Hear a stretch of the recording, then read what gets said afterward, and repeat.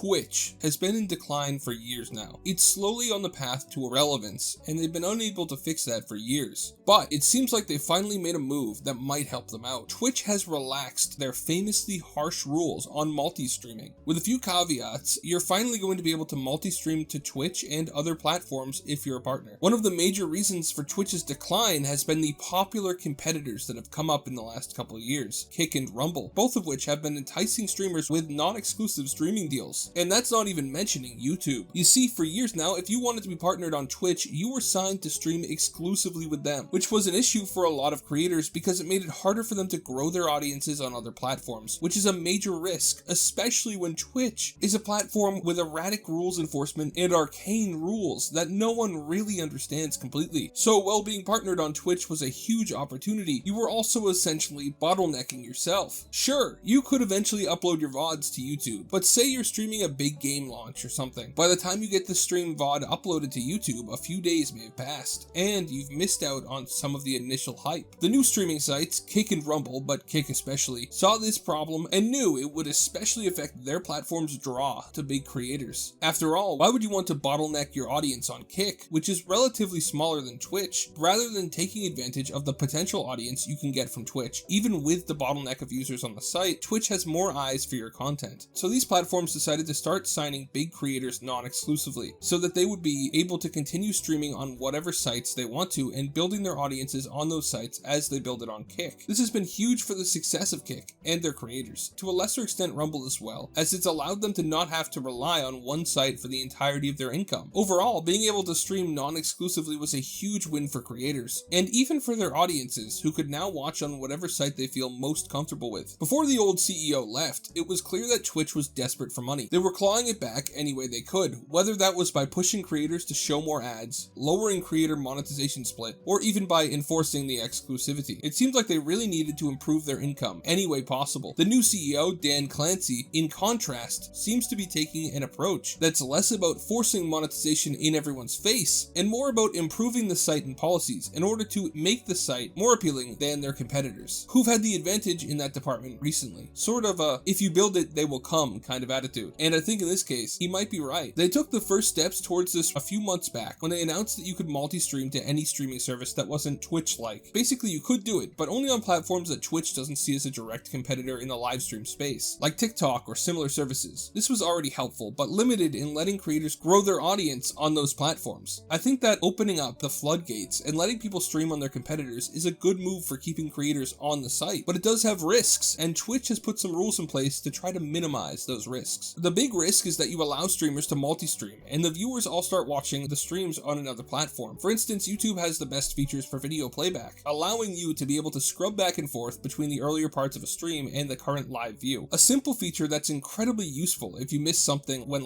going to the bathroom. You're able to go back and immediately see what you missed on YouTube. A feature that I'm very surprised no other live streaming platform has. But basically the risk is that one of the other platforms has or adds a feature like that, which makes the experience much better on the competitor than on Twitch. And when the audience all moves to that alternative platform, eventually the streamer will too. So how are they minimizing it? By basically making it slightly inconvenient for users watching on other platforms. If you're a Twitch partner and you're multi-streaming to a competitor, you're not allowed to link to your stream on other platforms, which will keep viewers from migrating easily using an effort gate. Basically, you have to put the effort in yourself to find the stream on the other platform. And if you're going to have to do that, why not just stay on Twitch? The other two things are basically that you're supposed to favor your engagement on Twitch, interact with the Twitch chat and community more than other platforms, and you can't use any third-party software to merge your chats from other platforms into your Twitch chat and show it on stream. Seems like they want you to only ever show your Twitch chat on stream. Both of those rules make it so that if you're a fan that cares about interacting with the streamer, it's better to try to do so on Twitch. All of the restrictions make sense, and I don't think they're particularly overbearing on the streamer. I think this is actually a really fair way to enforce this rule going forward, which is surprising. I don't know if I've ever made a video giving Twitch a win before. Usually, they are just embroiled in some new drama. Do I think this will turn the tide of the streaming wars and work as a magical cure for the competition they're facing? No, but it's a better start than they have been doing in the past. It seems like they've finally realized that the better course of action is to make the platform easier to work with for creators rather than more difficult. So this is a win. What do you guys think about this? Are you surprised by the reversal of their exclusivity rule? Are you surprised least, Twitch is actually doing something right for once. I certainly am. Thank you so much for watching all the way till the end. Have a great day, and God bless you.